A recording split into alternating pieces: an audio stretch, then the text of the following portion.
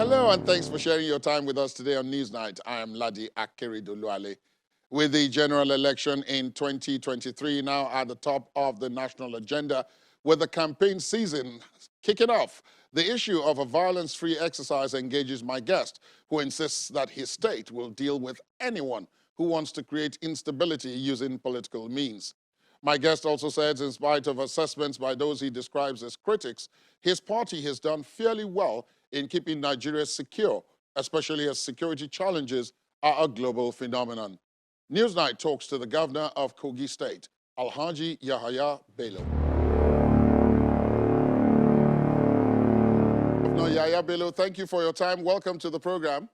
Thank you very much, Mr. Ladi, and good day to all of our viewers across the world. Thank you very much, Your Excellency. Let's begin with, of course, what everybody is talking about at one point in time or the other now, and that is the state of the nation's security, especially as it relates to the coming elections in 2023. We know that we have had some challenges, but do you think that ahead of those elections that we have cause to be worried? Thank you very much. Issue of security in this country is a matter of concern to everyone, starting from Mr. President to all governors, to all the citizens, both at home and in diaspora. But I want us to, at all times, cast our mind back to how this country used to be before today. The situation has changed completely, even though there are still a lot more to be done. And I want to, even though I'm not speaking for the security agencies, but to the best of my knowledge, they have done their best and they continue to do their best. You see, most times we try to bring issue of insecurity to the media and downgrade or underreport the successes of this administration from federal to the states. Remember that security assets, starting from hardware to personnel, to their welfare, to training, have been very decayed in the years past. And it is only Mr. President Muhammadu Buhari, who have come and is acquiring more hardware. There are some hardware that were last purchased during President Shehu Shagari time. And there has never been anything that is added to it until now. If I go to a point where even some security agencies we used to go to the open market or look for, some of this light ammunition somewhere, but situation have changed. Then look at their welfare. How many times have Mr. President improved on their welfare? So now there are challenges quite okay, but we shouldn't run down our country because of the current challenges we are facing. No any administration will come and solve insecurity 100%. Not even advanced countries, America, UK, Europe, Middle East, Asia. There has been challenges everywhere, all across the world. But is Mr. President doing his best? Yes. Our security agencies doing their best, starting from the military to the police to paramilitary. Yes, they're doing their best. Are there challenges? Yes, there are challenges. New emerging challenges that will require, a lot of strategy to tackle, and we are doing our best. Even at state level, a lot of governors, starting from myself and every other governor, are doing our best to assist the security agencies in ensuring that there's security in the land. And there are so many things that are done behind the scene that must not necessarily be reported by security agencies or the government to curb insecurity in this country.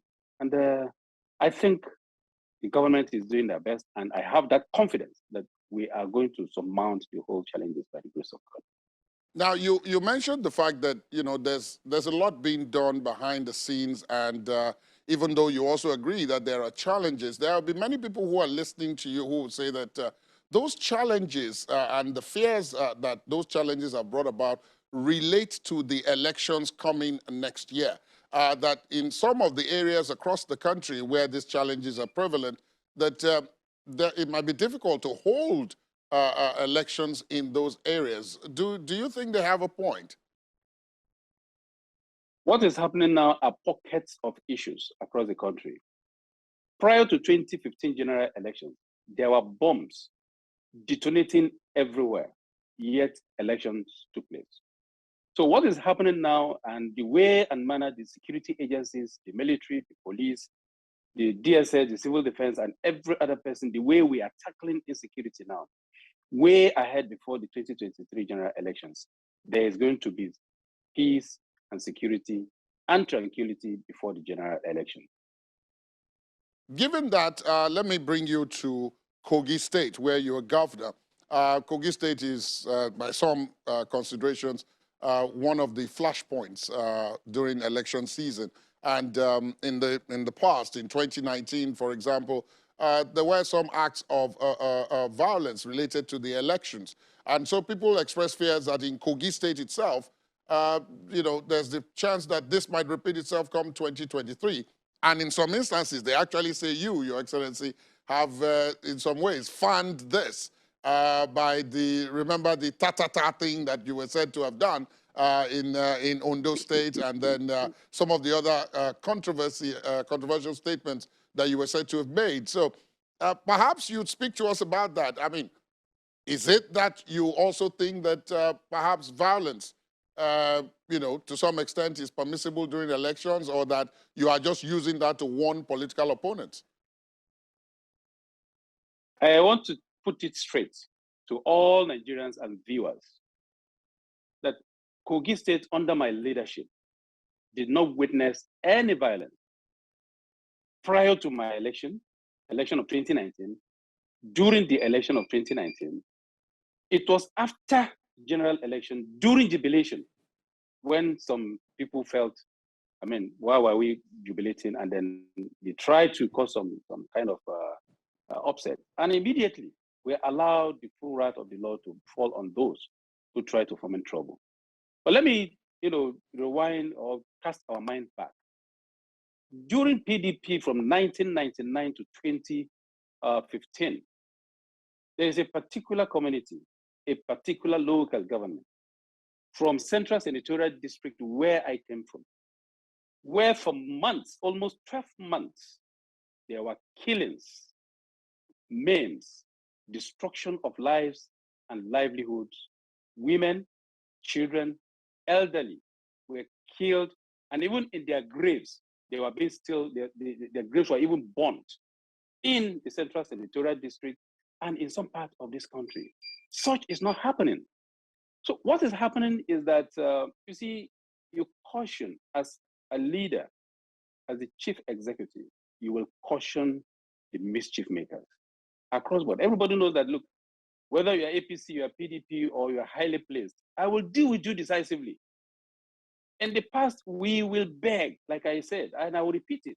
In the past, we will beg that please don't foment trouble.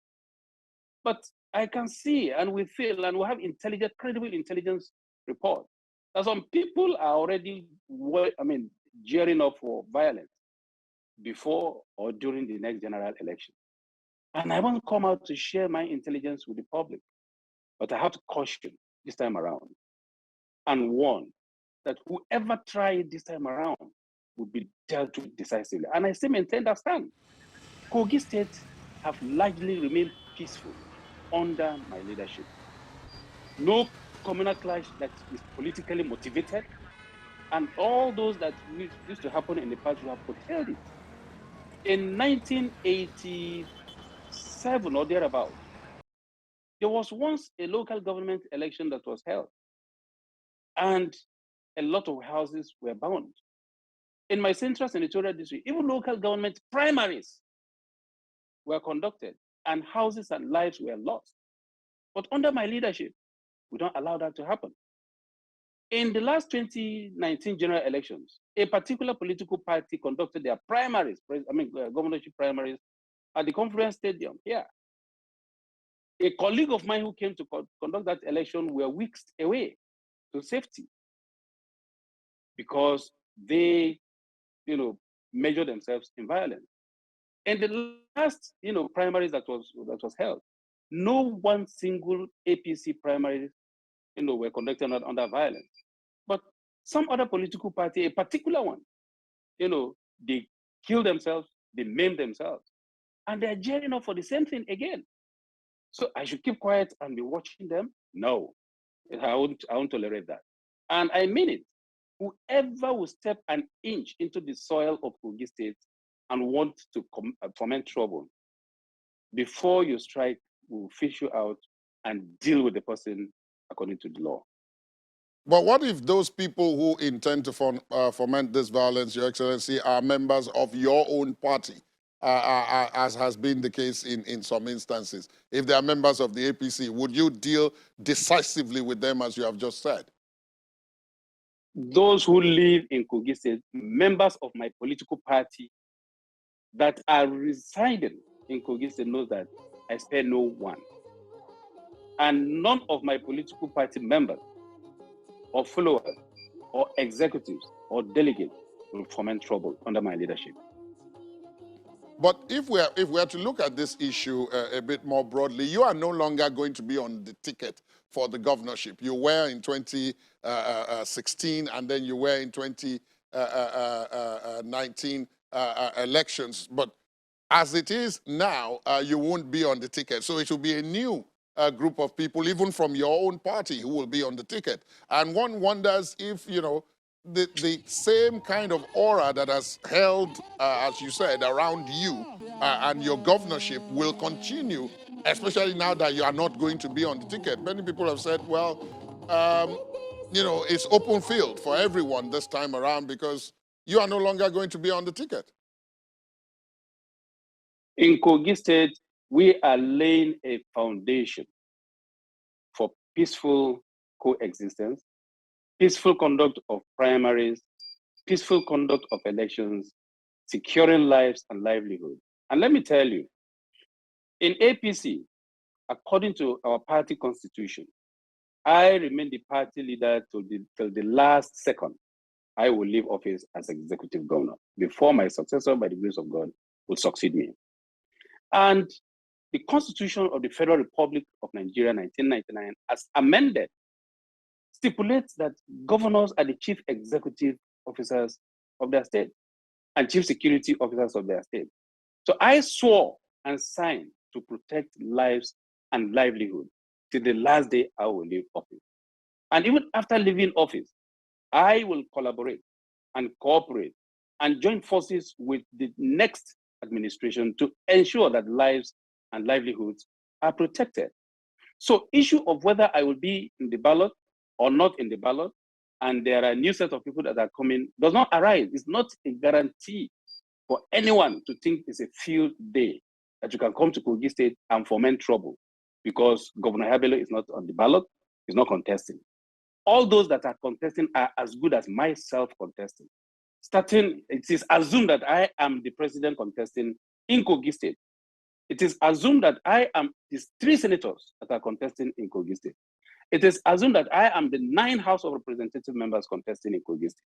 It is assumed that I am the 25 House of Assembly members that are contesting in Kogi State.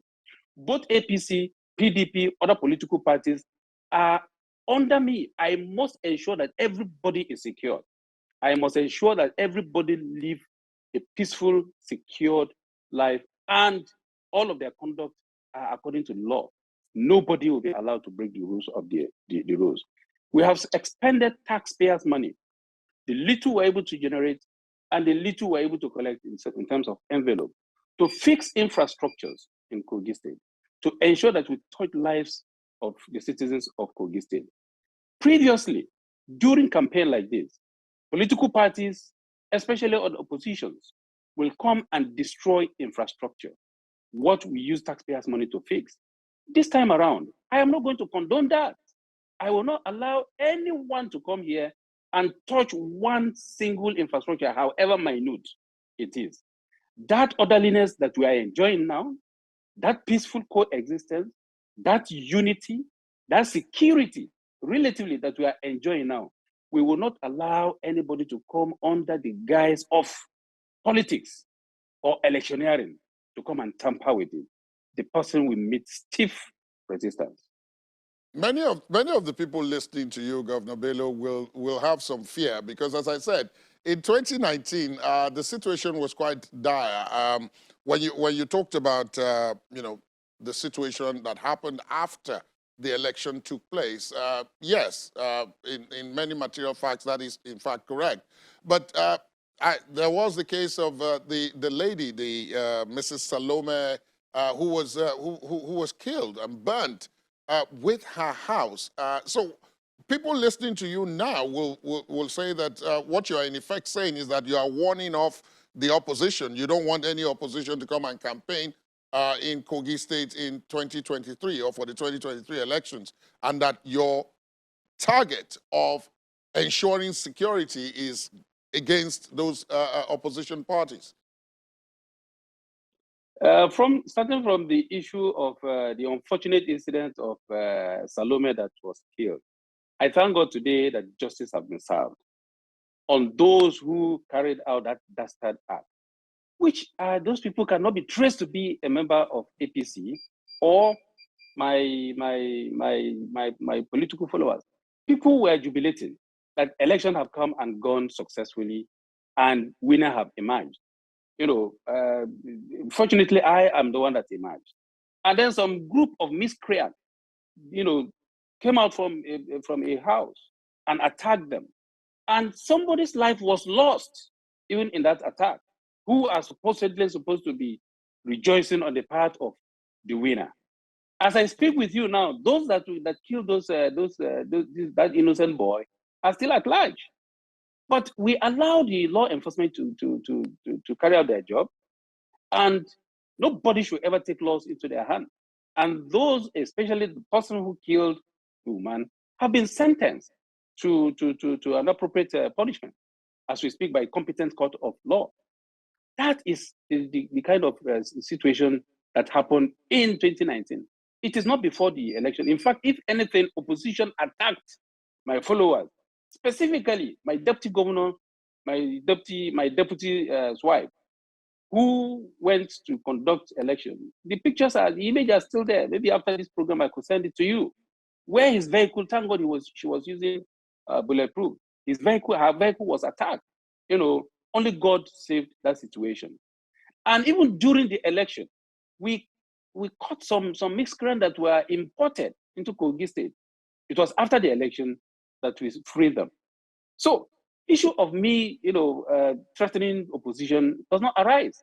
I am not in PDP, but during their 2019 governorship election, they attacked themselves at the stadium. During this particular 2022 to 23 election, they attacked themselves. There are images and reports are all out there. They even sued themselves to court. It is not me that is opposing them. Within APC, there's nowhere you hear such violence. And if I said, look, if you are going to come to Kogi State to foment trouble, we are waiting for you. Don't do that. And if you try it, we will deal with you. And then some people are crying foul. Then it means you want to come and cause trouble. And a responsible governor, a responsible chief executive will not wait until you attack. That is the responsibility of government. We must caution. We will warn. We will deal with anybody that will cause such a problem. If you know you are coming with clean hand, you are coming to do just a normal politicking. I mean, nobody will affect any other person. There are several political parties that are existing who have participated in several elections here in Kogi State under my leadership as the chief executive governor. And then everybody went on successfully. Nobody was attacked, nothing happened. So if anybody is already jittery, then it means they are ready to foment trouble. And sincerely speaking, I am ready to deal with them decisively if they try. Let's come to the APC as a party itself. You contested the presidential primaries. There was quite a lot of, shall we say, controversy surrounding that primaries. Of course, a winner has emerged and so on. But I must ask you, were you disappointed both by the outcome and were you thinking that perhaps the party shortchanged you in what eventually happened at the primary ground? In the presidential primaries, there are no controversies at all. In fact, some people expected Mr. President to anoint or to handpick a candidate, a presidential candidate. But Mr. President allowed the democratic process to take, its course and allow all of us. Not one single person was even disqualified at that stage.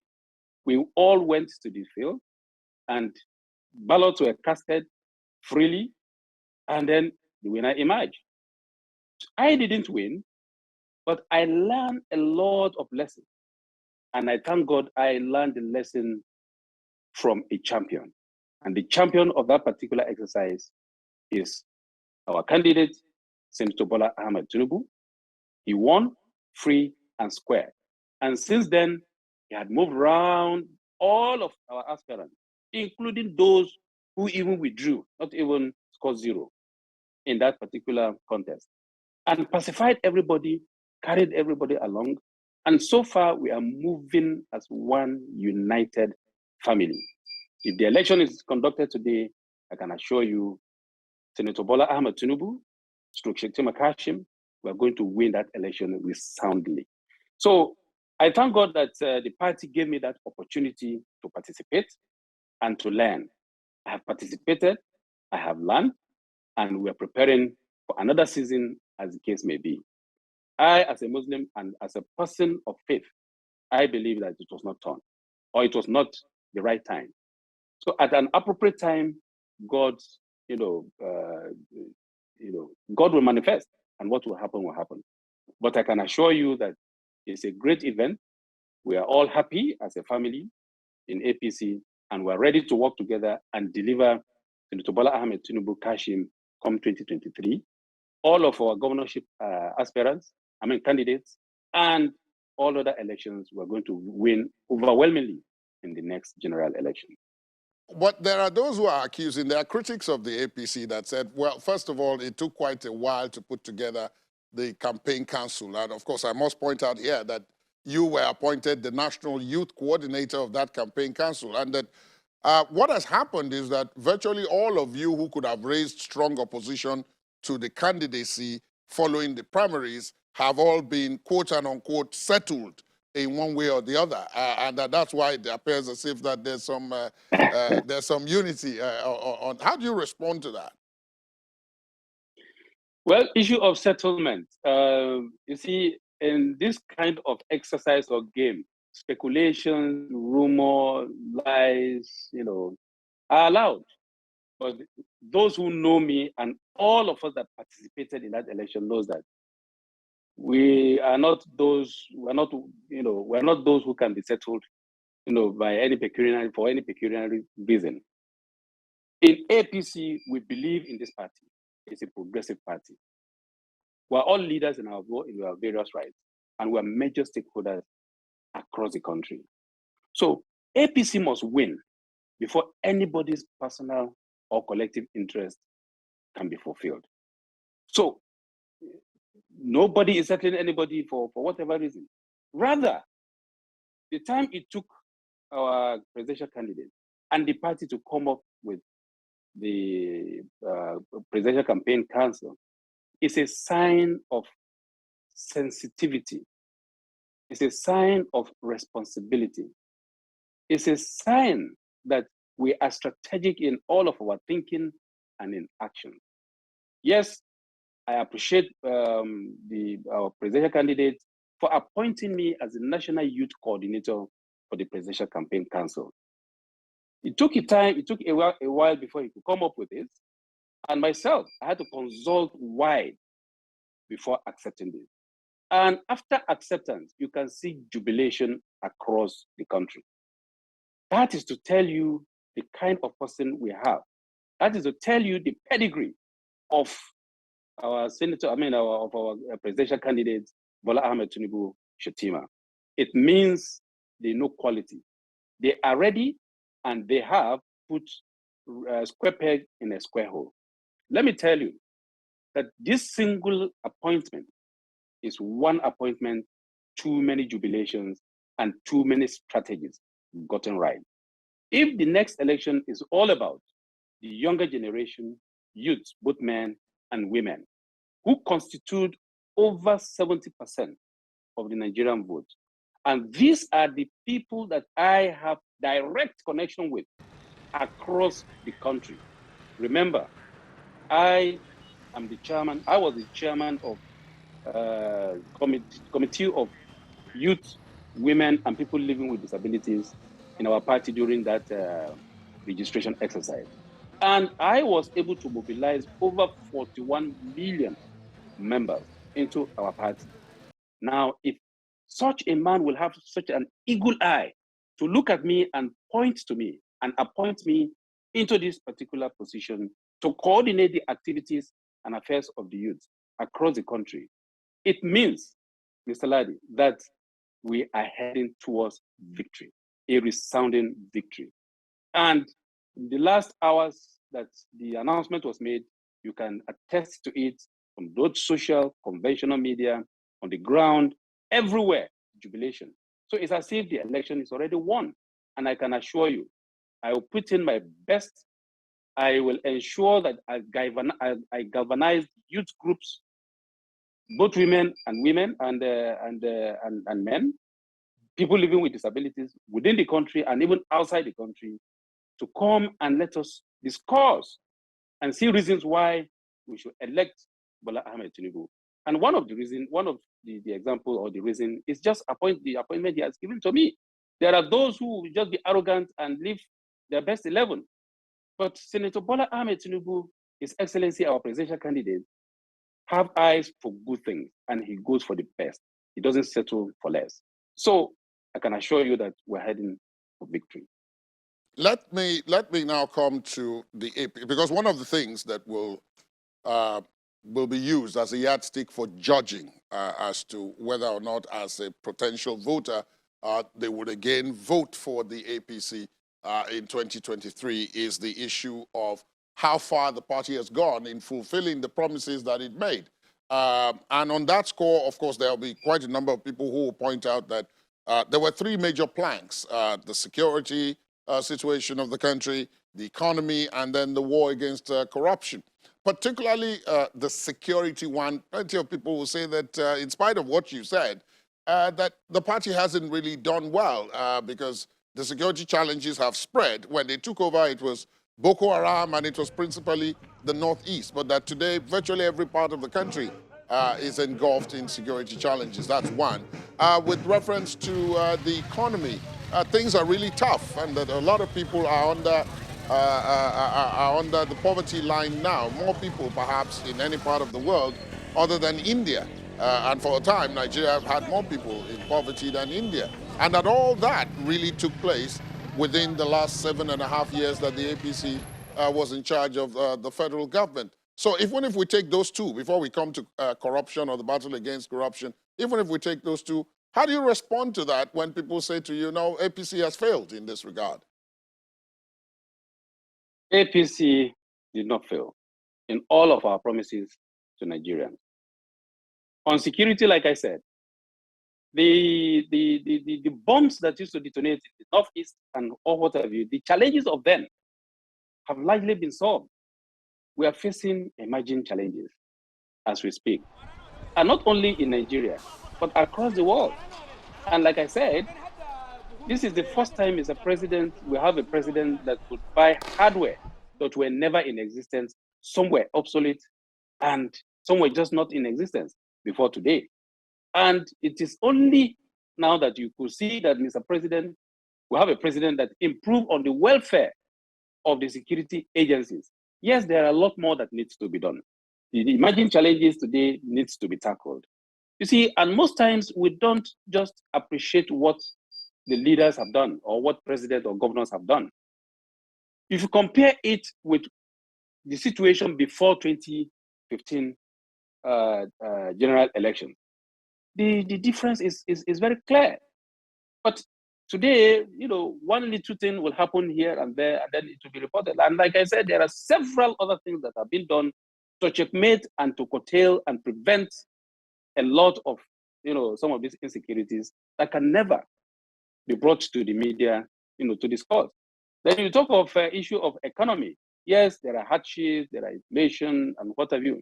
But the question is, which country of this world is having it rosy today? There are still a lot more that needs to be done. I know very well. And that is why we are rooting for Bola Ahmed Tinubu, who have done it very well in Lagos, to come and take over from when Mr. President Muhammad Buhari would have stopped, to give us the best economy that one can ever imagine. All right, if you take that as it is, and let's now move to the third plank that I was mentioning, and that's the one of the anti-corruption banner. There are so many people who pointed out that the more recent arrest of the Accountant General of the Federation was just the climax of what had been mostly a failed battle against corruption. That because corruption seemed to have expanded, more and more people were involved, and a lot of people were arrested and so on. But at the end of the day, it doesn't seem as if there was a concerted effort to fight it, both at national and state level. So, I mean, how do you react to that, first as governor of Kogi State and then as a principal chieftain of the APC? First, it is said that it is those that are caught that are referred to as thief. It is this administration that will rather expose the few corrupt elements in her midst. In the past, you dare not even talk about it, not to talk of reporting it. There are monumental corruption that took place in the past. If we have forgotten so shortly of huge sums of money voted for for power sector, until tomorrow we'll continue to ask, where is the power? We have forgotten so soon. Huge sums of money that were voted for, in the office of the NSA had disappeared. We have forgotten so soon. In the past, the Accountant General that you're talking of, you will not even hear anything about it. But this government is bold enough to say, look, my friend, there's money that you misappropriate. He was exposed, and then the appropriate thing is being done. In the past, you dare not say it. But, if the few that are trying to be smarter than the system are being caught today, I think this administration needs to be given kudos. But I know that a lot more needs to be done, and that shall be done under Bola Ahmed Tinubu, by the grace of God, when we come on board. Let's come to politics of inclusion, Your Excellency. There are people who have said that, okay, in the case of, I mean, when you talk of politics of inclusion, you have gender sensitivity, you have religious sensitivity, and, a number of other variables are brought in. And one of the accusations against the presidential ticket of the APC is that in terms of inclusion, the presidential ticket suffers from a lack of religious inclusion. The two candidates, the presidential and the vice presidential, are from one religious persuasion. And then even at the level of the states, National Assembly, and so on, very few women have won the race in the APC to contest. So even at the level of gender, nationally speaking, that women too have suffered. So there are two questions here. The religious persuasion of the presidential ticket. You don't think that really that would, affect the chances of the party in the election? That's one. And then the absence of women, who are more than 50% of the population, from most of the APC slate, will also affect you, won't it? My respect and sensitivity to all religion across the country. But let me tell you, in politics, you think of winning. Our candidate that you are referring to, who picked a Muslim as his running mate, first of all, practice this religious sensitivity or inclusivity from his home. His wife is a redeemed Christian, in fact, a pastor. Some of his children are Christians, and a lot of his aides are Christians. Then you take it from there. You see, In Nigeria, I blame this on our elites. When it comes to issue of politics like this, we bring some of these sentiments together.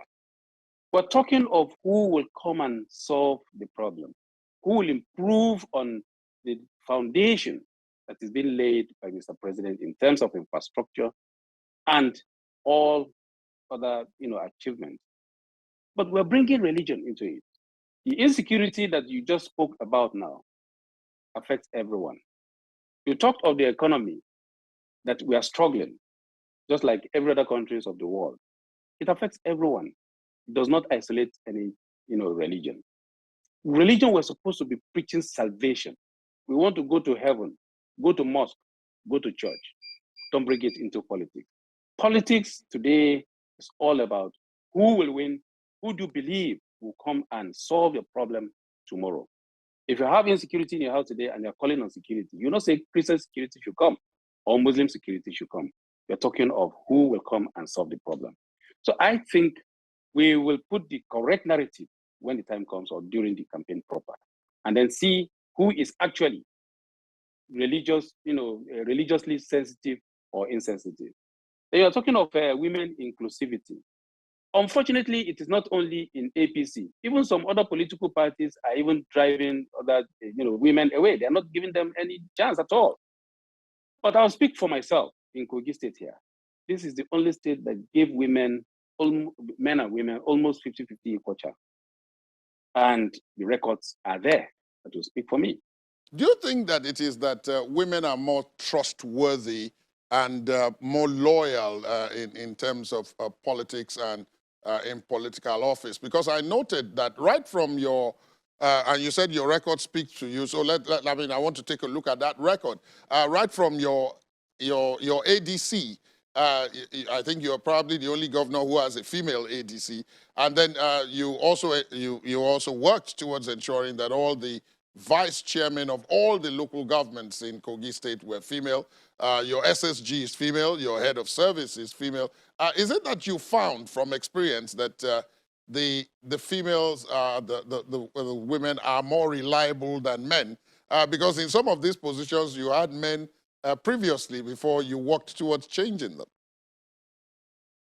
If you want to, in a race, or in a journey, if you want to go fast and probably get tired along the way, look for guys. But if you want to go far and then end the race or end the journey successfully, get women around yourself, women of substance.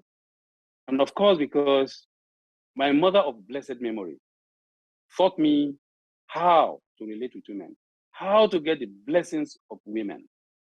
And thank God I have more female children today than male. I chose to go the way of women from day one. When God brought me into this office and I had to choose my SSG, my head of service, at one point or the other, up till this moment, all women. Of course, it is now I am urging every other chief executive to learn from me. I have chosen a woman as my ADC, and I'm enjoying the peace of mind when you talk of decorum in terms of my other security aides, how to conduct them, how to manage them. And a woman, you tell her to stop here, she'll stop. Move, she will move. She understands how to manage a home. And as such, that is what they bring into public life. And they are doing excellently well. The peace and security and unity we are enjoying today in Kogi State is one of the reasons is the inclusivity of women that I brought into my office. There are many challenges that will be faced by state chief executives because we are focused on the presidential team and so on. But almost simultaneously with that election will be those of most of the governors of the states. And at that level, there are quite a lot of challenges as well, apart from the ones that we face at the national level. At the level of states, many states are indebted. In fact, economically, many of them are unviable if the description of viability is measured by some criteria. They're owing arrears of salaries and pensions and gratuities. They're owing contractors for projects completed, but which, there isn't any real money. And then they have huge workforces, public workforce and all of that. And the revenue profile is very small and is dwindling because many of them are reliant on federal allocation, and even the federal allocation is also reducing. So the pie is becoming smaller to share. Now, at that level, you're a state chief executive, outgoing state chief executive. Why is that the case? Some people have accused you, for example, in Kogi State, of creating a problem by some of your actions or inactions, and that many of the uh, people who should benefit from government are in fact suffering. How do you respond? Let me start from Kogi State. I inherited the state or the office, or I took over the office, and I inherited strike from tertiary down to primary institutions. I inherited backlog of salaries as much as even 14 months and pensions. And then issue of salary. When we came on board, Mr. President graciously granted us bailout. We used it entirely. We took other facilities. We utilized the resources we have, and no one single state worker is being owed one dime today. Meanwhile, we inherited those problems from the previous administration. Before, So, Your Kogi State, like I Excellency, you're said, saying that was because there's a bit of, insecurity. my apologies, you're saying that you utilized the bailout fund because there was some controversy over that bailout fund, that you kept it in an interest yielding account, and then the whole controversy with the AFCC and Sterling Bank came up. So when people are hearing you now say you utilized it, some will be taken aback that, did you? It's political, let me put it that way. Governor Yahabelo's political profile was rising astronomically, and some forces were jittery. They were scared. They were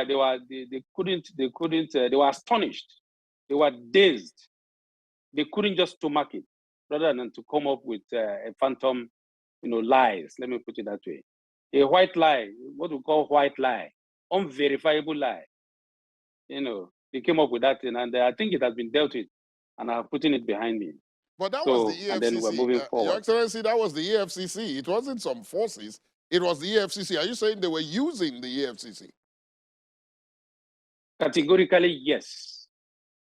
And they themselves know. But I feel for the young man because it's unfortunate that he wanted his career to be tampered with, using that particular. It's an issue that I don't want to dwell on so much, because it will just bring back the old wound that is healing. I can put it that way. But I can say all the records are there. We put all the records out there. Even if you go to our social media, our website today, all the records are there. The utilization of the fund, 100%. So the bank statements are there. All the documents that are supposed to be tendered or brought out that time. We brought everything out. I knew I could have, pursued the case more vigorously, but I knew that it was politically motivated. And there are certain issues, if you drag it too much, you will bring down the roof. I just decided to allow sleeping dog lie because it was just politically motivated. So, but thank God, I want to believe they realize their mistakes, and they will have a rethink in subsequent actions against not only me, but any chief executive or any other innocent individual in the future. So Whoever is we taking utilize over all from this fund. you, whoever is And taking over today, from you in we are Kogi not. State, whoever is taking over from you in Kogi State is not going to inherit any arrears of salaries or anything like that. That's the inference I get from what you've just said. I can assure you, as we are today, we are not owing one single dime in terms of arrears for the state or pension. In fact, we are paying backlogs of previous administration, indebtedness, even in terms of even gratuity. We inherited gratuity as far back as 2002. No, 1992. Is it 92? 92 or 2002? 2002. We inherited, gratuity as far back as that. So that is what we are facing. Then township roads and several other decayed infrastructure. In fact, let me tell you, a particular senatorial district, the Kogi East Senatorial District, that produced all the governors, PDP governors in this state in the past. were all 98% in darkness before this administration. But today we launched what we call Project Light Up Kogi East. They are over 80% having light, dedicated light, 33 kVA line. So these are the problems we inherited. And then we're trying our best to make sure we solve it. The insecurity that, battered in Kogi State in the past, we have largely been able to curb that insecurity. Farmer headers clash, we have been able to subdue it and bring it to the minimum, to barest minimum. So these are the challenges we face, and we are made to use our little and meager resources to take care of it very transparently. In fact, we have recorded we have been the first, let me put it that way, in terms of transparency and accountability, according to World Bank. So we're leading for the 3 years consecutively now on SIFTAs. So this is how prudent we have been We have been the first ever since I assumed office to publish our annual accounts online. So this is what we've been able to do as a state. And then let me even tell you, Mr. Ladi Akeredolu, majority of governors, APC, under this administration, we're doing our best. This is not the very rosy time or the best of time to be a chief executive. But out of each and every one of us ingenuity, there are several problems that each and every one of us are confronting in our states. We borrowed leave from Mr. President, a no-nonsense president who has zero tolerance for corruption, who wants things done. He has been assisting us, starting from bailout, infrastructure facility, and various other interventions. Mr. President has been assisting us, directly assisting the whole country. And we're doing our best. Let me even tell you that there are even PDP governors who, because of our own performance as APC government or APC governor, they are even trying their best. One of them is Barrister Yesom Wike, who is doing his own best. It is because APC government at the center and various other constituent states are doing our best. So he has to double his own efforts too to ensure that he does not carry last. And he's doing his best too. So generally speaking, no governor will sit down and want to use failure to describe him in his state. Only that some perform more than the other, maybe because of the available resources that are available, or their own way of engineering, prudence and accountability. So this is a tough time for us in this country, and it is occasioned by a lot of world activities, war, COVID, recession, and what have you. It's really affected us. Your Excellency, thank you so much for your time today on the program. We thank you. It's been a pleasure speaking with you. Thank you, and God bless you. That's our program today. We would, of course, like to hear from you on the conversation. Our social media handles are right there on your screen. You can also listen to this and previous episodes of the program via our podcast. Please visit our website, channelstv.com, to get started. I am Ladi Akeredolu. Goodbye.